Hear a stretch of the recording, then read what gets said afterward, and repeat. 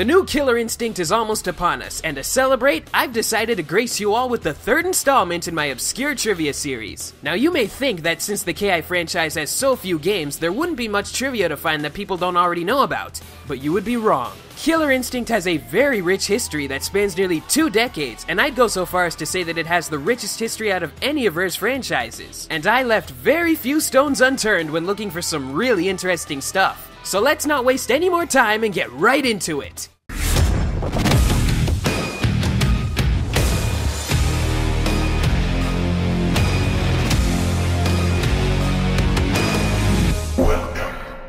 Killer Instinct started out as a fighting game under the codename Brute Force. Originally intended to attract Street Fighter fans, the game became more unique as development continued. Specifically, when Ken Lobb visited Rare after joining Nintendo. He pitched the ideas of things like auto doubles, linkers, combos, and combo breakers. As is expected during a game's development, there were many things that were changed around before it was finalized. Characters had different names, for instance. Riptor was known as Toxin, Spinal was known as Argo, Saberwolf was known as Newton, TJ Combo was Mr. Fist, Orchid was Roxy Rave, and Cinder had several names: Meltdown, Magma, Heat Shade, and Pyrotech. There's even unused audio of the Killer Instinct announcer saying the last 2 names. Heat Shade, Pyrotech. When Killer Instinct was released in arcades in 1994, the game required an update after a glitch was discovered. The glitch allowed players to perform infinite combos with the aforementioned Cinder character, and Nintendo actually sent a team to all 17,000 arcade machines to manually fix the bug. Killer Instinct 1 was also supposed to be ported to the Nintendo 64 in 1995, but due to the console being delayed, it was ported to the technologically inferior Super Nintendo instead. A few members of the KI team didn't think that the game's detail could be scaled down, but Rare's co-founder Tim Stamper insisted it was possible. Stamper was right, but among other things, a whopping 80% of the game's original animation was removed. Killer Instinct 2 was also in development for the Super Nintendo, and according to developer Chris Tilton, it was very close to completion, if not already finished. But when the N64 came out, they decided to release it for that console. In turn, they somewhat gave the fans the port they promised, albeit a year late and not the same game.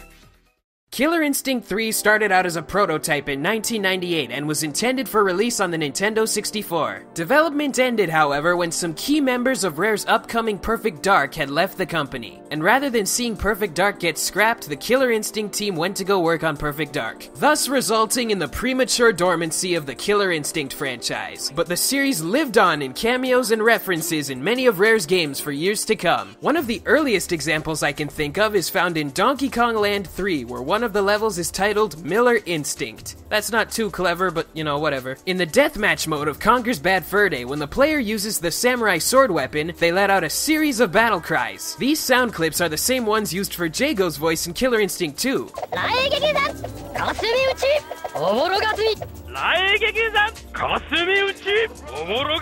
In 2003's Grab by the Ghoulies, you can find copies of Killer Instinct for the original Xbox on a shelf, and the game is rated E for everyone, as notified on the case. In Banjo-Kazooie Nuts and Bolts, if you talk to Bottles the Mole and go to the useless rubbish menu, you can ask him the question, "What do you know about KI3?" To which he'll reply, "I heard it's gonna star Mighty Bottles. I'm knitting myself a bandana just in case that turns out to be true." There's even an accessory that players can get for their vehicle in the game called Fulgore's Fist. And if you go to the Jolly Dodger character in Showdown Town and wait long enough, he'll open up his briefcase, which is full of copies of KI3 for the 360. Killer Instinct even found its way into the world of Viva Pinata. Literally! Viva Pinata Trouble in Paradise had a card scanning feature where players used the Xbox Live Vision camera to scan whatever was on the card into the game, most notably pinatas. A set of KI cards were made, and according to Rare, scanning one into the game would give the player a suitable pinata approximation of whatever is pictured. Orchid appears as a Muzapan pinata, and the character Tusk appears as an Elephantilla under the appropriate name, Uncle Tusk.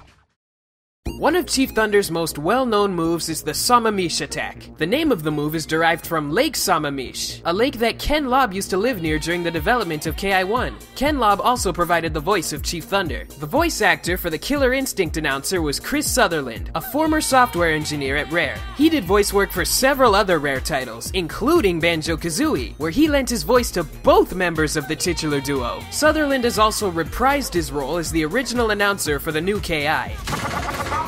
Ranger! The new Killer Instinct score is being done by composer Mick Gordon, who's a longtime fan of the franchise. An interesting fact about one of his compositions is about the character Orchid. The name of her new theme is essentially a reaction to a line from her Killer Instinct 1 theme. The line went, "Touch me, feel me." And since Orchid is less about TNA and more about kicking A this time around, the Double Helix team thought the best way to illustrate that was to attack it directly, which is why her new theme is called "Touch Me and I Will Break Your Face." How do I know this? Because Mick Gordon told me so himself. Such a nice guy. Well, that's it for today, guys, but if I find more obscure trivia of a game, I'll be back with another episode. I'll try not to make it something Rareware related. I think I'm running out of those anyways. And if you want to see more trivia videos about video games, just go to DYKGaming. They're a lot better than I am. I owe a lot to those guys for making my channel what it is today. I can't believe they like my stuff. I think the guy who runs that is Shane, right? Yeah, it's Shane. But anyways, make sure to do what every video tells you to do, and check out the links in the description below. Thanks for watching, everybody.